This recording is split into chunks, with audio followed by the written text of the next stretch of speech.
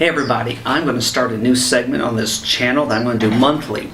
So for those of you who have been following this channel, you know one of the ways that I pay for all this travel is through my photography. So what I'm going to do is every month share with you a couple of images that have sold over the previous month. If you're thinking about diving into the stock photography world so you can make some side income so you can travel, take a look at this link right here. It'll help get you set up on Shutterstock, and at the end of this video I'm going to give you some tips on how to make sure your images are accepted in the Shutterstock as well as other stock photography agencies. I can be with you wherever, staying home or in a foreign land.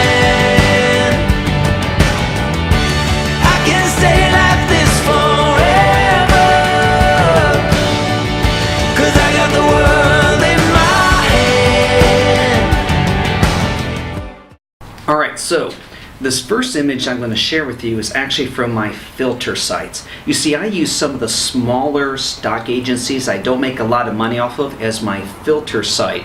That way I get rid of images that are going to be rejected before I upload to the major sites where I make my money, and that gives me a higher acceptance rating with those stock agencies. That's a tip for you right there. So on Big Stock Photo, now this image is from the Phoenix Northern Desert Preserve. It's a pano.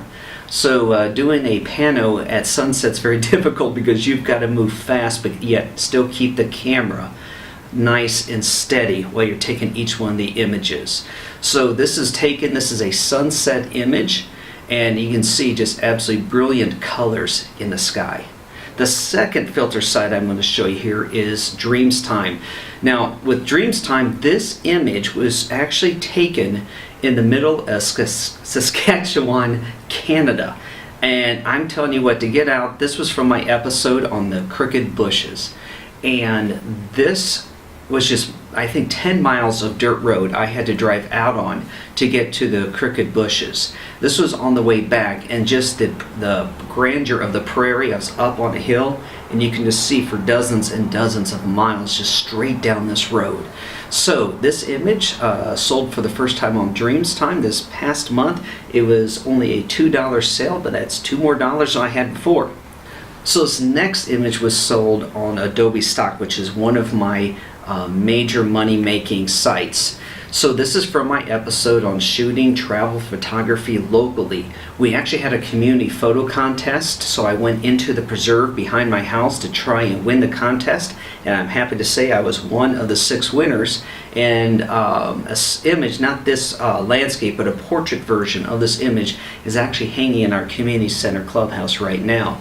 So anyhow, this was a 99-cent sale on this one, which is usually my average when it comes to Adobe, but I get a very high volume on that site.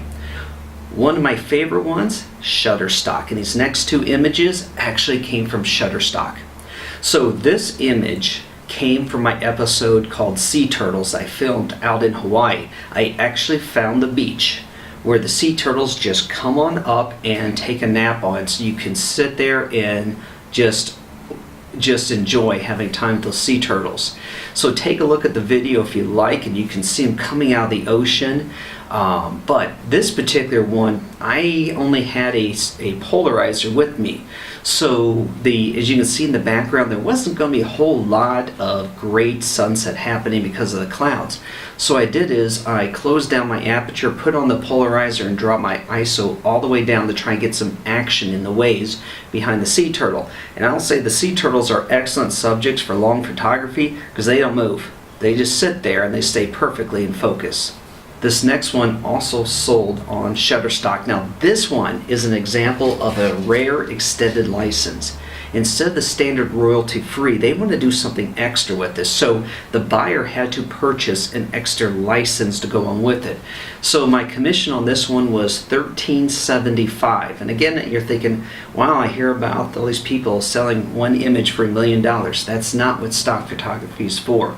And you have to remember, that is an extreme rarity. Anybody makes that kind of money on their imagery these days. So this image was taken of Saskatoon, Canada during sunset. And what is amazing here is that I actually found basically an area where there's not a lot of great photography online for people to purchase royalty free. Going through a lot of the images, there are some great ones, but not a lot. So this one, along with several other sunset images I took that night, actually sell very well. Now, if you're interested in watching the episode where I took this, here it is. And it's from my episode called Fusion in Photography, where I visited one of my favorite restaurants up there in Saskatoon, and then the photo shoot where I captured this image. And the really cool thing is several images from this photo shoot actually do sell very well. We're talking several times a month. And honestly, this time I got a little extra cash for this one. Normally on Shutterstock, your day-to-day images sell at 25 cents each. So this is a huge difference. Alright, so a few tips on how to get your images accepted if you're going to dive into the stock photography world. First of all, technically, they need to be perfect. No extra grain, no extra noise. You don't want elements that should be in focus out of focus. You actually want to view every single one of your images at full resolution so you can see if there's any dust that you need to clone out. Speaking of cloning, let's talk about software. So you don't have to go out and spend a lot of money. I'll be honest with you, for years I used a free open source graphic editor called GIMP. It is kind of a competitor to Adobe's Photoshop, and it did wonders for me with correcting images. I've also tried Luminar, which that image, the last one I showed you from Canada, was edited in Luminar. It is a very easy to use photo editing software. I still own a copy of it because I still use it on occasion. Now, last year I did receive a free subscription to Adobe Creative Cloud, and I tried both Photoshop and Lightroom and absolutely fell in love with them because they're great products, and that's what I use most these days, but every once in a while I go back to Luminar.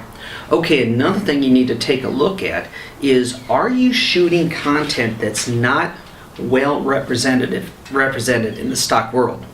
Now, for me, a lot of my photography is based on travel, which is very well represented. So you have to, the thing is to try and find a niche. Try to find something that is not well covered. Or if you're taking an image of a well covered topic, you need to find a different angle or different lighting or some other way to represent that story than what's out there, because the images of, say, the Eiffel Tower that are selling very well, they'll always be on page one.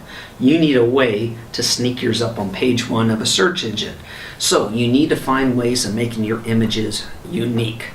And of course, when you do submit your trial samples in for review, make sure they are your best images. Be ready for rejection. That's fine. It's going to happen. Pull that image out that's rejected, find another really great one, put it in there, and make sure that you submit only your best so that way you get accepted. So anyhow, guys, that's the wrap up for the March stock photography report here. Again, this is how I pay for my travel. So do me a favor, click that subscribe button, leave me some comments, and tell me what types of topics or subjects you'd like to photograph for those of you who do stock photography. And I will see you on the next episode. And just remember, Korea is coming up soon.